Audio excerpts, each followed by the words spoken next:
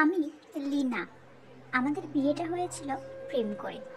বাড়ি থেকে মেনে নেয়নি বলে আমি আর রঞ্জিত পালিয়ে গিয়ে বিয়ে করেছিলাম। আমরা একটা ভাড়া বাড়িতে থাকতে শুরু করি।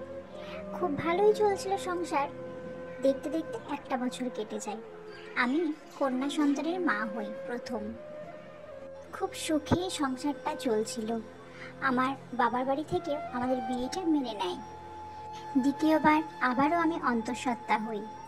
দ্বিতীয়বারও আমি কন্যা সন্তানের মা হই। এইবার আর রঞ্জিত অতটা খুশি ছিল না। দ্বিতীয় মেয়েকে রঞ্জিত ভালো মতো কোলে নিত না, আদর করতো না, এমনকি আমার সঙ্গেও ভালোভাবে কথা বলতো না।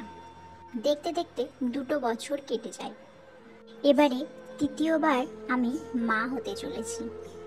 খবরটা শুনে রঞ্জিত একদমই খুশি নয়। রঞ্জিত আমাকে বলল এই বাচ্চাকে আর জন্ম দিতে হবে না।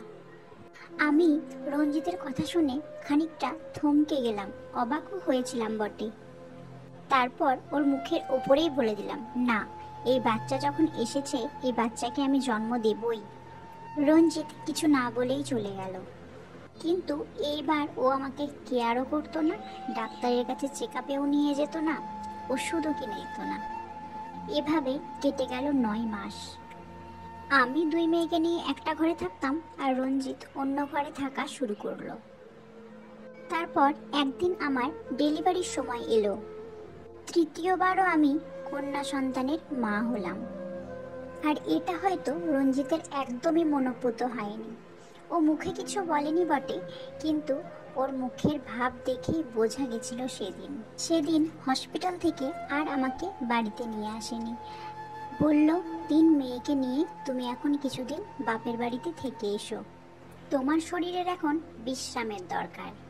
যেহেতু 2 মেয়ের ডেলিভারির পর আমি মায়ের কাছে যেতে পারিনি, আর মেয়েরা ডেলিভারির পরে মায়ের কাছেই থাকতে বেশি পছন্দ করে, তো আমি কিন্তু খুব খুশি মনেই 3 মেয়েকে নিয়ে মায়ের কাছে চলে যাই।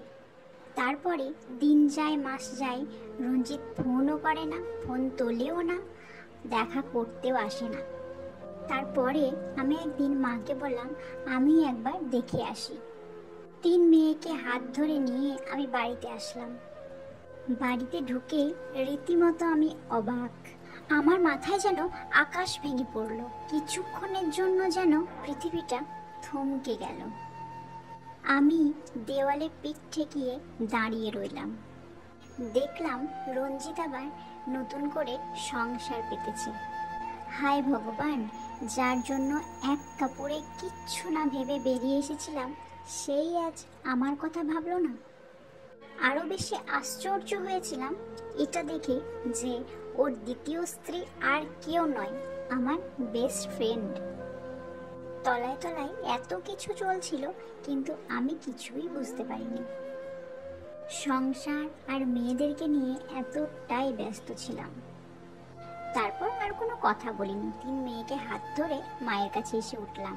মাকে বললাম, দেখো মা, আমার ফিরে যাওয়ার রাস্তা বন্ধ হয়ে গেছে, তবে আমরা তোমাদের ঘাড়ে বোঝা হয়ে থাকবো না। যেটুকু বিদ্যে আমার পেটে রয়েছে সেটা দিয়ে কিছু করার চেষ্টা করবো, আর 3টে মেয়েকে মানুষ করব। আমাদেরকে তোমার আশ্রয়ে একটু থাকতে দেবে মা? মা মুচকি এসে বলেছিল, এখানে যা যা আছে সবই তোর। তুই একদিন আমাদের কথা না ভেবে আমাদেরকে ছেড়ে চলে গেছিলি। সেদিন আর মায়ের কথার কোনো উত্তর না দিয়ে মাকে জড়িয়ে ধরে অঝরে কেঁদেছিলাম। তারপর আমি একটা কোম্পানিতে জব করতে শুরু করি, আর এদিকেও আমার 3টে মেয়ে বেশ ভালোভাবেই বড় হচ্ছিল।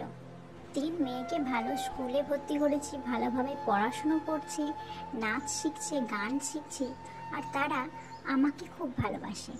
তারপর একদিন খবর পেলাম রঞ্জিত আবারও বাবা হয়েছে, কিন্তু আবারও তার ঘরে এসেছে কন্যা সন্তান। সেদিন মনে মনে একটু হেসেছিলাম বটে, আর ভেবেছিলাম সবই কর্মা।